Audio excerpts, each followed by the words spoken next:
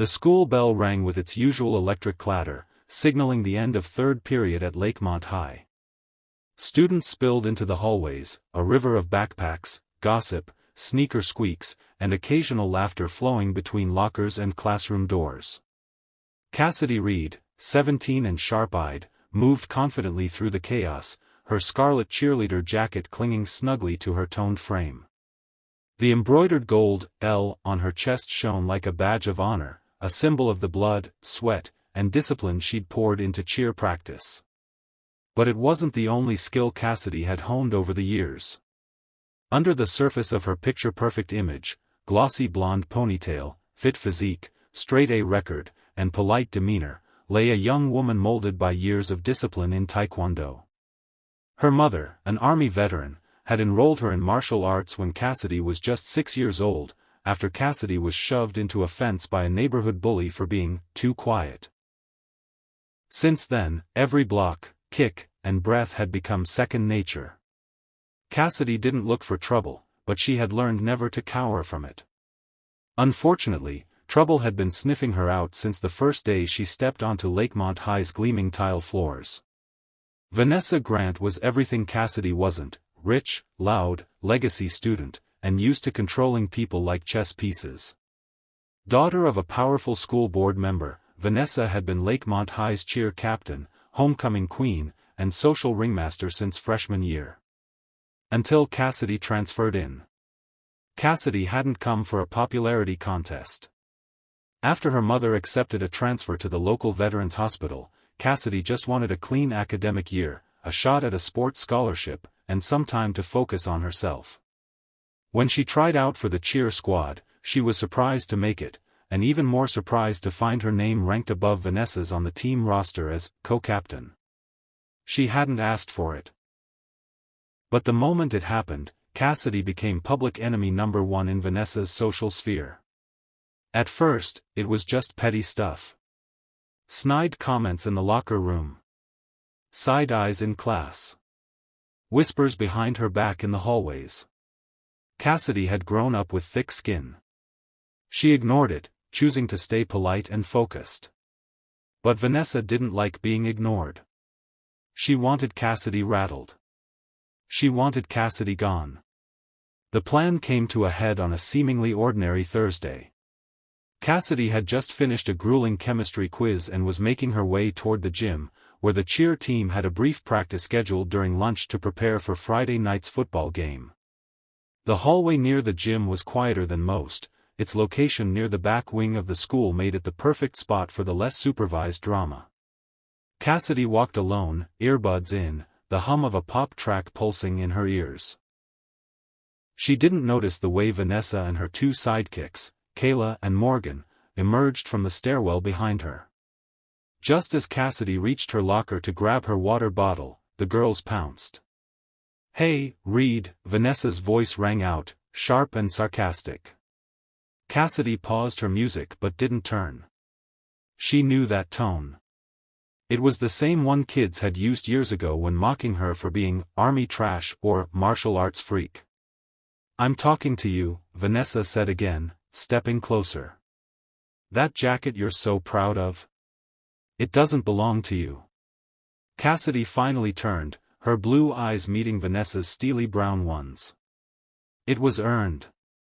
You know that." Vanessa smirked. "I earned it first." Kayla chimed in, her voice high and nasal. "Cassidy, you're not even from here. Nobody asked for you to show up and take over." "I didn't take over anything," Cassidy replied evenly. "I tried out like everyone else." "Yeah, but unlike everyone else," Morgan sneered, "you've got something to prove, don't you?" Cassidy didn't reply. She knew bait when she saw it. But when she reached for her locker handle, Vanessa moved in with startling speed, both hands gripping the collar of Cassidy's cheer jacket. Before Cassidy could react, Vanessa yanked it backwards, rough, violent, almost like an attack. The sleeve slid off Cassidy's arms, revealing the black fitted t-shirt underneath, her arms exposed and tense. Gasps echoed in the hallway as nearby students turned, drawn by the sudden commotion. Phones came out. A freshman dropped his sandwich.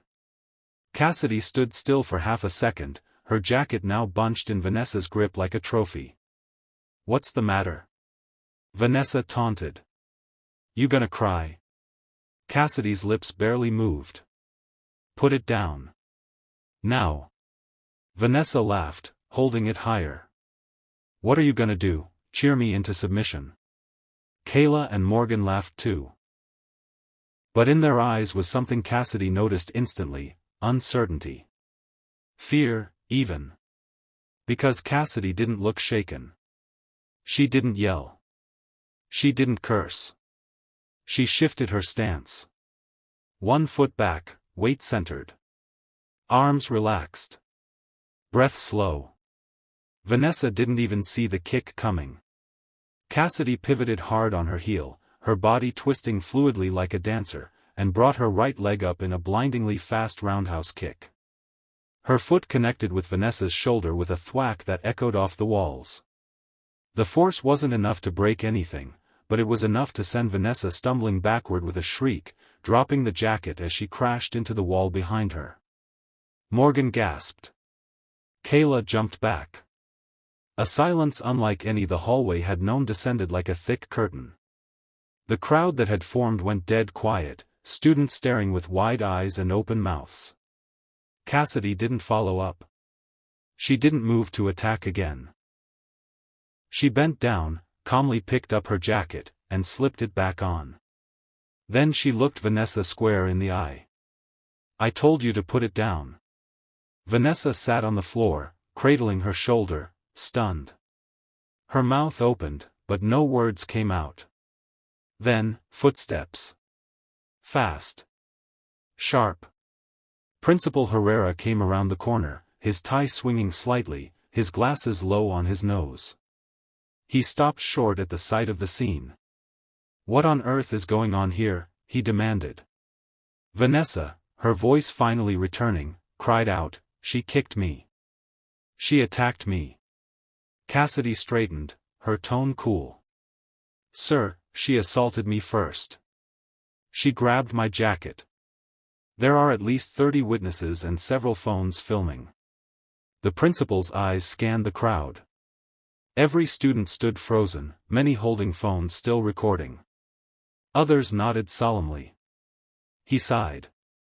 "All of you, my office. Now." The aftermath played out over the next few days like a wildfire. Cassidy was pulled from gym class to give her statement. The security cameras in the hallway had caught everything: Vanessa wrenching Cassidy's jacket, the taunts, the students reacting. Principal Herrera called in both sets of parents. Cassidy's mother showed up in full scrubs from the VA hospital, standing tall and calm beside her daughter. Vanessa's father, Mr. Grant, arrived with a lawyer, furious and threatening lawsuits.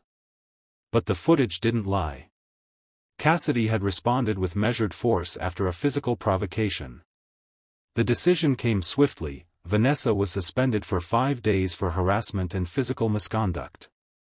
Kayla and Morgan received 2-day detentions for verbal harassment. Cassidy, meanwhile, received no punishment at all. In fact, her restraint was commended. And the student body? They'd found a new legend. Overnight, Cassidy's roundhouse kick became a school-wide meme. Someone slowed the video down and added epic movie music to it. A senior printed t-shirts that said, "Don't touch the jacket," with a cartoon of Cassidy mid-kick. Even teachers whispered about it in the staff room. Cassidy, however, didn't change.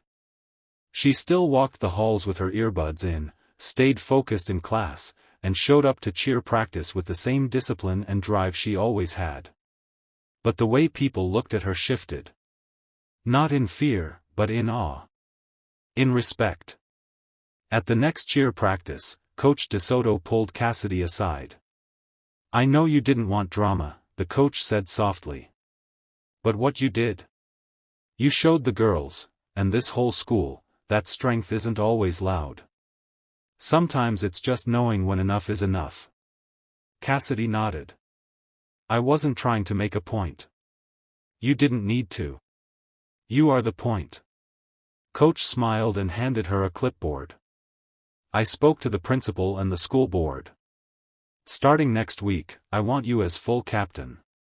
No more co-anything. The team needs a leader like you. Cassidy blinked. What about?